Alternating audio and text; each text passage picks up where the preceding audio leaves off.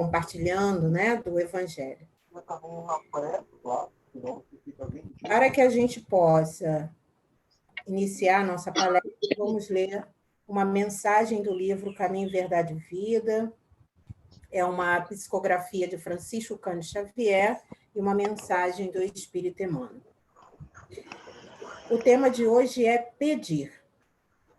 Jesus, porém, respondendo, disse: não sabeis o que pedis. Essa fala está no Evangelho de Mateus, capítulo 20, versículo 22. A maioria dos crentes dirigem-se às casas de oração no propósito de pedir alguma coisa. Raros os que aí comparecem.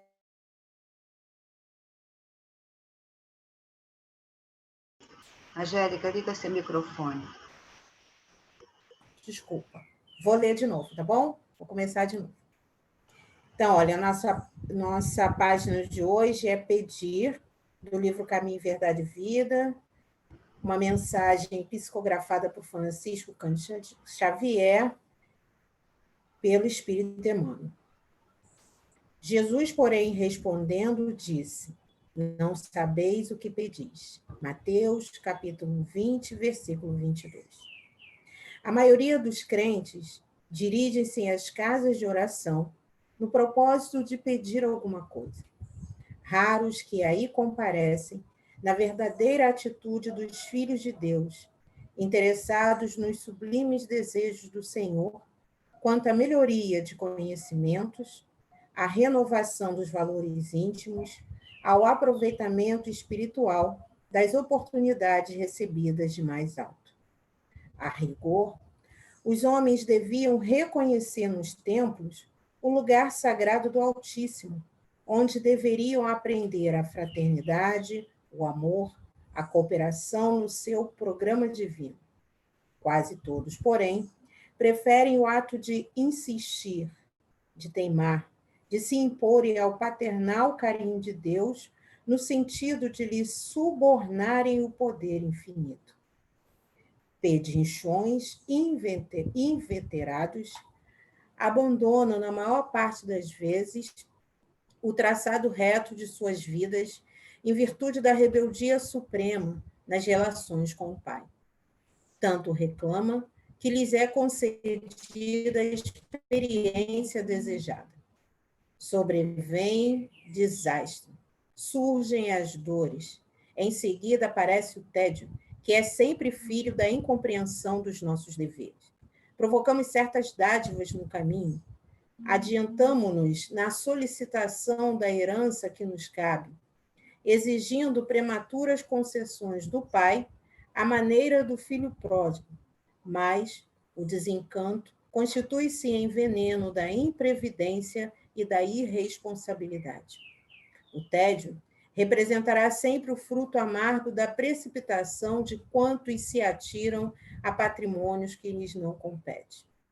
Tenhamos, pois, cuidado em pedir, porque, acima de tudo, devemos solicitar a compreensão da vontade de Jesus a nosso respeito.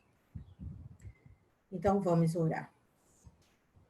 Mestre Jesus, amigos espirituais da Casa de Jorge, neste momento, nos reunimos buscando o abrigo dessa casa amada, que nos envolve com seu carinho, que nos envolve com a sua ternura e que representa, como a página nos diz, a nossa oficina de fraternidade, de compreensão, de amor, a nossa oficina de esclarecimento, a nossa oficina de bênçãos.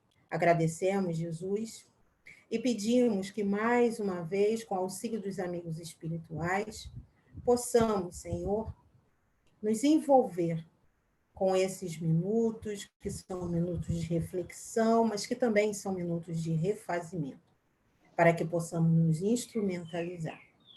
E sabendo da importância desses momentos, Senhor, pedimos pelo nosso irmão Cláudio, que trará a sua palavra hoje, desejando, Senhor, que ele continue sendo esse instrumento saudável na divulgação do seu Evangelho.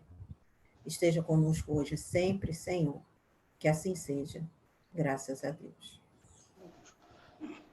Então, agora passamos a palavra para o Cláudio, que nos trará hoje o tema de estudo, Jesus e o Consolador Prometido. Obrigado, Cláudio, e agora é com você. Obrigado a todos, boa tarde. É com muita alegria que estamos aqui mais um mês para fazermos uma reflexão do Evangelho de Jesus à luz da nossa doutrina espírita. E possamos ser envolvidos nessas vibrações do nosso Mestre, para que, através dessa reflexão, possamos ampliar os nossos entendimentos e nos fortalecer para enfrentarmos, assim, os desafios da nossa vida, que têm sido muito grandes nos últimos tempos, né? E nada melhor do que o Evangelho de Jesus, a nossa doutrina, para buscarmos a consolação, esse bom ânimo, para continuarmos a nossa luta. E o tema de hoje fala da questão do Consolador Prometido. E estamos no mês de outubro, e no mês de outubro nós nos lembramos do nascimento de Kardec, né, comemorado no dia 3 de outubro. Ele nasceu em 1804, então já temos aí 196 anos, se a minha matemática ainda está boa, 196 anos da vinda desse emissário da espiritualidade, que teve um papel fundamental nessa continuidade do programa espiritual evolutivo que o Cristo planetário nos preparou desde o começo, como Jesus costuma dizer, desde a fundação do mundo, né? Então, esse programa ele já vinha todo construído como o nosso projeto de evolução, né, desse planeta, de abraçar a vida, de abraçar espíritos que, nas suas respectivas fases, teriam suas experiências evolutivas aqui. Então, foi um período assim de formação, de preparação desse mundo para nos receber. Então, essa data do nascimento de Kardec, ela é emblemática, ela tem um aspecto assim, de imensa importância, porque nos últimos 14 anos de sua vida, Kardec se dedicou exclusivamente à elaboração da codificação, dando cumprimento à promessa que Jesus havia feito. E em que circunstâncias Jesus fez essa promessa?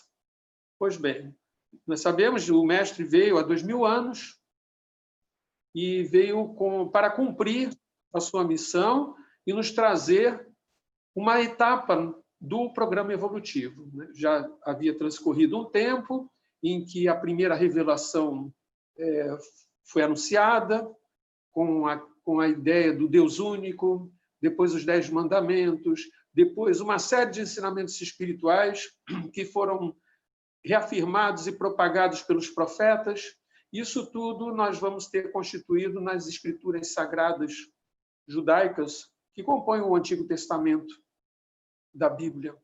Então, esse conjunto, esse patrimônio espiritual, ele vem compor a primeira revelação, que vem a ser o pilar da justiça. Mas, ao longo desse processo, os profetas, que além de trazer ensinamentos, eles trouxeram também um aviso, eles passaram a dar um aviso, anunciaram a vinda do Messias. E estava claro que o próprio Cristo teria que encarnar para ele próprio transmitir os seus ensinamentos. Estabelecer o segundo pilar, o pilar do amor, em que ele iria, na sua questão fundamental do Evangelho, a visão de um Deus não punitivo, mas um Deus misericordioso, infinitamente justo e bom. A partir daí, começa a dar nova dimensão na construção da fé. Não pelo temor, né? Mas pelo amor ao Pai e a busca de entendê-lo, através dos ensinamentos que iam tocar nossos corações, no que diz respeito, primeiro, ao arrependimento. Arrependimento é a porta de entrada para que nós possamos absorver o Evangelho. Sem arrependimento, o Evangelho não entra no nosso coração. Então, por isso que ele começou... João Batista começou assim, né? O seu ministério de precursor, e Jesus também inicia seu ministério com o seguinte lema: arrependei-vos porque é chegado o reino dos céus. Então, o arrependimento é aquele ponto em que, a partir da reflexão, da busca do autoconhecimento, nós vamos lidando com as nossas imperfeições, tudo aquilo que trazemos de ruim e que precisa ser removido, como as pedras e os espinheiros da parábola do semeador. Arrancar as pedras e os espinhos de dentro de nós. Isso tudo é muito doloroso. Mas isso nos traz também, nos dá uma força para podermos empreender essa marcha, porque sem remover esses obstáculos interiores, nós não conseguimos avançar, né? Nós temos, assim, dentro de nós, uma série de camadas que nos impedem de aprofundar nosso universo. E como Deus está dentro de nós, em toda parte, estamos mergulhados no pensamento de Deus, a busca de Deus não é uma busca exterior, como foi no início da nossa trajetória, né? Chega um momento, e principalmente com a vinda de Jesus, em que ele diz: haverá um tempo em que Deus será adorado no templo íntimo de cada um. Porque a mulher samaritana dizia que os judeus adoravam Deus no templo de Jerusalém e que eles, samaritanos, adoravam a Deus nos templos das montanhas. E aí Jesus nos trouxe essa orientação. Então, a busca de Deus é dentro de nós. E o Evangelho, ele dá início a esse processo. Então, Jesus veio trazer o seu pilar o pilar do amor dentro dessa construção de entendimento do programa espiritual estabelecido para a nossa humanidade. Já no finalzinho do seu ministério, após a ceia pascal, né, já estava próximo ao momento dele ser preso, então ele estava encerrando o seu ministério, ele não poderia ter encerrado esse ministério com algo tão importante que foram as últimas instruções de Jesus, que o Evangelho de João registra, da partir do capítulo 13, né, versículo 31, até o final do capítulo 16. E aí, o capítulo 17, Jesus faz a prece pelos discípulos, que é uma prece lindíssima, e aí ele encerra o seu ministério. E nessas instruções, ele vai nos trazer revelações importantíssimas. Primeiro, ele traz o novo mandamento. Amai-vos uns aos outros como eu vos tenho amado, ou como eu vos amei. Que é, vamos dizer assim, a ampliação do mandamento maior, que é amar ao próximo como a si mesmo, tendo assim, no sentido maior, o amor a Deus. Mas o amor a Deus passa pelo amor a nós mesmos, ao próximo, e aí conseguimos alcançar Deus. E alcançar Deus não é fora, é dentro, né? Então, o novo mandamento, ele vem nos trazer uma ideia de que esse amor, ele tem que ser o amor conforme Jesus nos ama. Então, algo a ser conquistado, porque ainda não temos condições de amar como Jesus nos ama, né? Mas é um exercício que vamos aperfeiçoando. À medida que vamos evoluindo, fazendo esses mergulhos interiores e buscando a nossa transformação moral, nós vamos também ampliando o sentido de amor, deixando de ser algo sentimentalista para se tornar um sentimento forte e verdadeiro. E também ele anuncia, ele revela que na casa do Pai há muitas moradas, indicando que o universo de Deus ele está povoado de civilizações, de espíritos em processo de evolução. E traz outras revelações, dá importantes instruções para aqueles discípulos que iriam dar continuidade ao seu trabalho, mas também instruções para todos nós, que seríamos seus discípulos e apóstolos nos tempos seguintes, né? E nesse contexto das últimas instruções, ele vai nos trazer uma promessa, ele vai nos fazer uma promessa, enviar o Consolador, um outro Consolador. E ele vai fazer essa revelação em cinco partes dentro das instruções. Eu separei todas elas aqui porque nós vamos fazer uma leitura rápida, porque elas formam um conjunto, né? E o Evangelho de João é muito interessante porque ele é construído num movimento em espiral. Muitas pessoas reputam como sendo um texto muito repetitivo, mas não é uma questão de estilo. Parece repetitivo, mas quando ele está num ponto e repete, ele acrescenta algo novo. Então, ele vai nos passando o entendimento de forma gradual. Como é o processo nosso de entendimento? É como se dá o movimento em todo o universo. Se nós quisermos imaginar qual o movimento que prevalece em todo o universo, desde o plano micro ao plano macro, é um movimento em espiral. Isso está presente em tudo. Então, o texto de João ele é especializado nisso, de nos trazer os ensinamentos, mas dentro desse movimento em espiral. Da mesma forma, será a questão do Consolador. E vamos entender que, associando isso ao nascimento de Kardec, Kardec vai, através do seu trabalho, materializar essa promessa. Ele vai materializar os ensinos que os espíritos trouxeram e que ele reúne nas suas obras, nas obras da codificação, e nos apresenta o conteúdo dessa terceira revelação, completando assim, até o momento em que chegar a regeneração, o mundo de regeneração, o programa completo que a espiritualidade, sob o comando do Cristo, nos trouxe, nos preparou. Então, temos a primeira revelação, que é o pilar da justiça. A segunda, trazida por Jesus, o pilar do amor. E a terceira, que seria não vamos dizer assim, um projeto individual, mas de uma coletividade de espíritos, sob o comando do Espírito de Verdade. Esses espíritos, que no texto bíblico é denominado Espírito Santo, né, o corpo de espíritos que é responsável por essa revelação, e teria aqui na Terra um organizador, o codificador, Allan Kardec, para materializar tudo isso. E aí nós teríamos a construção do pilar da verdade, que vai estabelecer aquele lema: fora da caridade não há salvação. E aí então teríamos os três pilares: o da justiça, o do amor e o da caridade.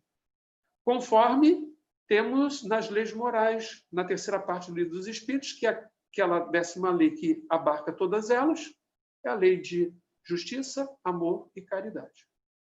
Então, completa-se um ciclo. E, a partir daí, então, dá-se início ao processo de amadurecimento espiritual da humanidade da Terra. É claro que o espiritismo ele atinge um número pequeno de pessoas. Só no Brasil, por exemplo, são 2%, de acordo com o IBGE, com o censo do IBGE de 2010. Né? No Rio de Janeiro, estado do Rio de Janeiro, 4%. No mundo, ele é muito fragmentado. Né? Mas, de qualquer maneira, ele está aí. Quem tem acesso à internet, que a humanidade inteira praticamente tem esse acesso, pode alcançar esses ensinamentos. Então, esses ensinamentos estão postos aí. Agora, cabe a todos nós que atuamos dentro do movimento espírita de fazer isso expandir com mais consistência. Né? E a internet acaba até favorecendo isso, porque é um meio de propagarmos e de atingirmos muitas pessoas. Então, temos visto aí um esforço muito grande dos companheiros no sentido de divulgar os ensinamentos da doutrina. A particularista, ela faz parte desse conjunto maior do programa evolutivo. Né? Então, vamos aqui ver como Jesus faz essa promessa, o que ele, ao anunciar, está nos garantindo para um tempo futuro. Né? Então, vamos ver aqui que no capítulo 14, a partir do versículo 16, nós vamos ver Jesus falando: eu rogarei ao Pai, e ele vos dará outro Consolador, para que fique convosco para sempre. O Espírito de verdade, que o mundo não pode receber, porque não o vê nem o conhece. Mas vós o conheceis, porque habita convosco e estará em vós. Não vos deixarei órfãos, voltarei para vós. Então, essa promessa de enviar o Consolador, um Consolador que traria uma verdade que ficaria para sempre conosco, né? E ela viria num momento em que apropriado, porque naquela época de Jesus não estávamos preparados, por isso não o conhecíamos, é porque não estávamos amadurecidos para ter esse conhecimento. Por isso que Jesus, quando trouxe o seu evangelho, trouxe tudo, mas nem tudo ele explicou. Ele deixou para que no futuro, com a vinda do Consolador, tudo aquilo fosse devidamente esclarecido, como de fato aconteceu, né? Então, e ele nos diz, ele voltaria, não nos deixaria órfãos. Então, ele sempre esteve trabalhando, e aí vamos nos lembrar quando ele disse assim, eu trabalho. O trabalho na espiritualidade, o trabalho na dimensão divina, na dimensão dos grandes espíritos, de todos os espíritos, ele nunca cessou. Então, todos nós continuamos a trabalhar, assim como Cristo. Então, por isso ele disse, não nos deixaria órfãos, e fez essa promessa. Mais adiante, no versículo 26 do capítulo 14, ele vai dizer, mas aquele Consolador, o Espírito Santo, que o Pai enviará em meu nome, esse vos ensinará todas as coisas e vos fará lembrar de tudo quanto vos tenho dito. Então, o que viria com os ensinamentos dos Espíritos, que compõem a nossa doutrina, veio para trazer coisas novas, ensinamentos novos e lembrar tudo aquilo que ele ensinou. Ou seja, dar testemunho e desvendar o que ficou em oculto. Aí, mais adiante, um pouco, mas quando vier o Consolador, que eu, da parte do Pai, vos hei de enviar, aquele Espírito de verdade que procede do Pai, ele testificará de mim. Ou seja, dará testemunho do que Jesus ensinou. Então, o que nós vamos encontrar dentro da doutrina é tudo quanto o Cristo nos ensinou em seu Evangelho. Nada que tem na doutrina contraria o que Jesus nos ensinou. E vós também testificareis, pois estiveste comigo desde o princípio. Aí ele está falando de cada um que desde o seu princípio esteve com ele, né? Porque na verdade Jesus, se nós formos ver a questão do princípio, quando ele é designado por Deus para a formação do planeta Terra e organizar o planeta,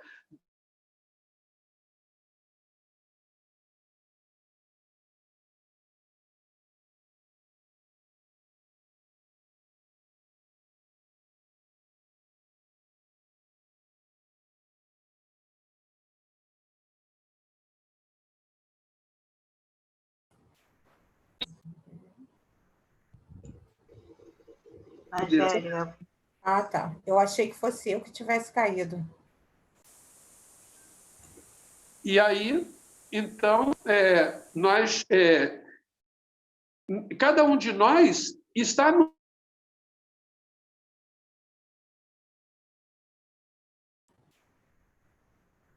Cláudio, peraí, deixa ele mostrar.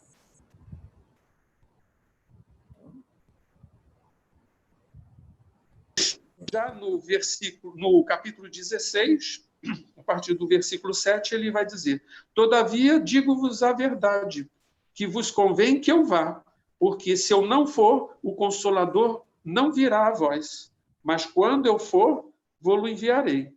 E quando ele vier, convencerá o mundo do pecado, da justiça e do juízo. Do pecado, porque não crê em mim. Da justiça, porque vou para meu Pai, e não me vereis mais. E do juízo, porque já o príncipe deste mundo está julgado. Ou seja, o Consolador viria num momento decisivo para todos nós. No momento em que a descrença era muito grande, ou quando a crença em Deus e em Jesus era toda desvirtuada, quando o juízo era aquele em que Jesus estava indo e não o veríamos mais, isso não quer dizer que ele nunca mais aparecesse, que nunca mais se fizesse presente como ele está. ele estava se referindo àqueles que se afastavam dele, justamente pela condução incorreta do que vem a ser religião. Muita coisa que era feita em nome de Jesus, em nome de Deus, nada tinha a ver com os seus ensinamentos de paz, de amor, de fraternidade, de solidariedade. E, com isso, a descrença campeou, né? E ele coloca aqui uma questão, da questão do juízo, porque o príncipe deste mundo já está julgado, ou seja, o materialismo ele já está com os dias contados, ele já está julgado. Então, aqueles que insistem em enveredar por esse caminho, de entrar pela porta larga, de servir a Mamon, de construir a casa mental sobre a areia, isso é que ele está falando. O príncipe do mundo está julgado, o materialismo. Tudo aquilo que nos afasta do verdadeiro sentido de espiritualidade, que nos afasta de Deus, que nos afasta do Cristo. Então, estamos vivendo esse momento decisivo das nossas vidas. E, diante desse momento tão doloroso, situações aberrantes estão sendo veiculadas, estamos tomando conhecimento, como se a humanidade, parte da humanidade, estivesse enlouquecida. Crimes horrendos, coisas bárbaras. Mas isso tudo faz parte desse processo, que é o processo justamente da definição. E nada melhor do que a parábola do trigo e do joio para representar esse tempo. O tempo em que tanto o trigo quanto o joio crescem para serem identificados e aí poderem ser cortados, né? Ceifados. O trigo sendo lançado no celeiro, o joio sendo lançado no fogo, não no fogo da destruição, mas no fogo das novas provas, né? Que nós teremos que passar caso estejamos colocados nessa condição de joio. Então, isso aqui que Jesus fala é esse momento decisivo. E o Consolador, ele representa esse momento, porque é o momento do amadurecimento. Ele surge num cenário muito triste. E nós vamos ver que logo depois tem 2 grandes guerras. E esse momento agora que estamos vivendo. Então, são tempos difíceis que vão se arrastando ao longo dos anos, das décadas e dos séculos, né? Porque é a trajetória que a humanidade está construindo. Mas tudo isso vai ter um termo, porque vamos ter que mudar de condição. E, por fim, ele coloca: ainda tenho muito a vos dizer, mas vós não podeis suportar agora. Realmente, não tínhamos condições de saber o que sabemos hoje naquela época. Mas quando vier o Espírito de verdade, ele vos guiará em toda a verdade, porque não falará de si mesmo, mas dirá tudo o que tiver ouvido e vos anunciará o que há de vir. Ele me glorificará, porque há de receber do que é meu, e vou-lo há de anunciar.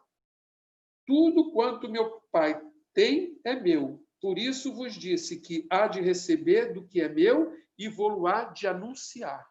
Então, ele encerra a promessa de enviar o Consolador com esta passagem. Então, ele promete o Consolador e ele está sendo consolador para todos nós. Porque, evidentemente que, na visão de Jesus, em que o presente para ele é um presente estendido, era algo que iria acontecer em breve tempo. Mas para nós, ainda que estamos vivendo no mundo, estamos tendo as experiências no mundo físico, e aqui nós temos uma concepção de tempo e espaço diferente do que se tem na espiritualidade, principalmente nas esferas mais elevadas. Esse breve tempo de Jesus, para nós, é um tempo que levaria uns 18 séculos, agora completando 21 séculos, né? Então, é muito pouco tempo. Para Jesus, é como se fosse... É um de Jesus, né? Para ele. Então, esses ensinamentos que Jesus traz aqui, essa peça, ela tem um cunho, sim. Ele promete o Consolador, mas ele em si está sendo absolutamente consolador. Tudo é uma questão de esperar. Não precisava de ansiedade para alcançarmos esse momento. Porque para alcançarmos esse momento, nós teríamos que fazer uma trajetória. E quando Jesus desencarna, A próxima etapa do programa era fazer com que os seus ensinamentos ultrapassassem as fronteiras da Palestina, saísse ali o âmbito do hebreu e começasse a ganhar o mundo através dos próprios apóstolos de Jesus, dos outros apóstolos que surgiriam, e principalmente na figura de Paulo de Tarso, que esses, junto com os outros, vai realizar um trabalho fenomenal de divulgação, levando os ensinamentos de Jesus por toda a Ásia Menor, ali que é a região da Turquia de hoje, na Macedônia, na Grécia, chegando também ao Império Romano, na sede do Império, Roma, mas aí já foi numa condição de prisioneiro. No período em que ele ganhou uma liberdade por algum tempo, sugere Emmanuel no livro Paulo Estevam que ele chegou a ir à Espanha. Então, esse trabalho que Paulo desenvolveu, disseminando os ensinamentos de Jesus, foi assim, extremamente importante para a edificação disso tudo. E aí depois, mais adiante, quando a Igreja se constitui numa instituição e se associa ao Estado romano, aí nós vamos ter o desvirtuamento dos ensinamentos de Jesus a partir de uma nova concepção, porque a ideia das comunidades cristãs, da época do primeiro século, um pouco do segundo, era de casas acolhedoras, né, que não tinham imagens, casas que não tinham luxo, e que ali todas as práticas eram muito semelhantes ao que temos hoje nas casas espíritas, né? Tínhamos comunicação dos espíritos, tínhamos atendimento fraterno, evangelização, assistência social. Então, o que se fazia em cada comunidade cristã era o que nós temos hoje no movimento espírita, no funcionamento das casas espíritas. Mas aí houve um desvirtuamento, institucionalizou-se isso, e essa instituição acabou dominando o mundo, influenciando o mundo, não apenas político, mas economicamente também, em termos científicos. E aí, num dado momento, era preciso começar a trabalhar, a desatar esses nós. Aí veio o movimento reformista, que surge com John Wycliffe na Inglaterra, depois Ian Hus vem abraçar essa causa, mas ele, como membro da igreja, ele é excomungado, depois reabilitado e morto, queimado. Mas os ideais de Ian Hus vem a ser Kardec depois, né? Mas os ideais de Ian Hus, eles ficam semeados e 100 anos depois aparece Lutero, que é a reencarnação de Paulo de Tarso, para poder, então, promover a reforma. E o sentido da reforma, o objetivo inicial, era justamente de resgatar aqueles valores da igreja cristã do primeiro século, principalmente daquelas que Paulo fundou, né? E ele, sendo a reencarnação de Paulo, ninguém melhor do que ele para tentar reabilitar. Mas também houve lá, a partir daí, também muitos problemas, seus desvios, e, finalmente, o Consolador surge com os espíritos, trazendo seus ensinamentos, e na figura de Kardec, como o codificador, para organizar, para materializar todos esses ensinamentos. E aí, então, em termos de programação, a espiritualidade nos colocou o que, até a virada para a regeneração, é o que estava previsto. Agora, o que precisamos fazer é ter um entendimento dessas três revelações. É muito importante, não podemos ficar presos a uma só, ou tentar uma segunda, temos que ir lá para a primeira também, porque tudo isso faz parte de um conjunto. E aí, já estamos encerrando, né? Então, dentro dessa perspectiva, que é um projeto de vida meu assim, muito grande, de um dia poder realizar esse tipo de situação, a questão da pandemia me deu essa oportunidade, porque nós criamos o grupo NEP Online, e aí, desde o início da pandemia, estamos desenvolvendo cursos, e nós temos um curso que é o estudo interpretativo do Antigo Testamento, que estamos fazendo o mesmo tipo de estudo do NEP, para o Antigo Testamento. Temos o da segunda revelação, que é o estudo interpretativo do Novo Testamento. Então, também estudando o Novo Testamento inteiro. E o terceiro, que é a terceira revelação, que é o estudo integrado da doutrina espírita, que aí nós vamos seguindo o Livro dos Espíritos. Como o Livro dos Espíritos ele é dividido em 4 partes, então, na primeira parte, ele remete a Gênesis, então estudamos um capítulo, e aí vamos verificar em Gênesis o que tem de explicações mais aprofundadas para aquelas questões. E assim vamos avançando. E também iniciamos agora o estudo das obras de André Luiz, todas as obras, né? Então, iniciamos agora nesse domingo.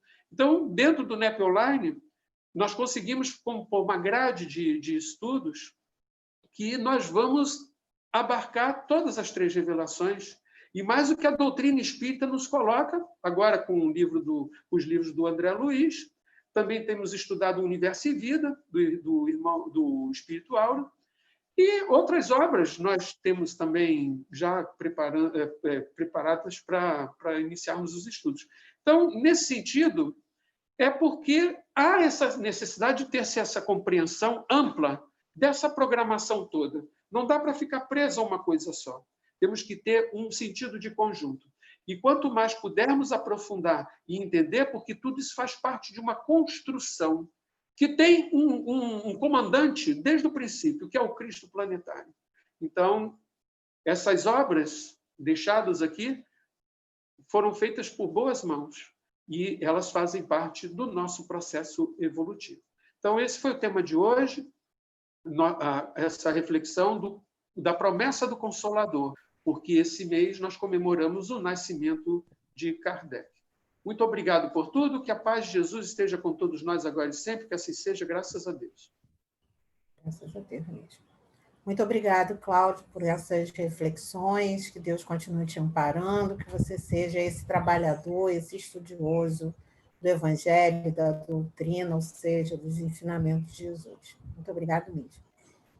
Então, vamos agora, mais uma vez, unir os nossos pensamentos em oração, para agradecer a Deus a oportunidade de estarmos juntos, a oportunidade de estarmos, Senhor, descontaminando as nossas mentes, né? À medida que estudamos, à medida que lemos o Evangelho, à medida que ouvimos falar de Jesus, nós vamos trazendo para a nossa mente limpezas, reflexões positivas, bom ânimo e coragem. Muito obrigado mesmo, Senhor. Esteja conosco hoje e sempre. Graças a Deus.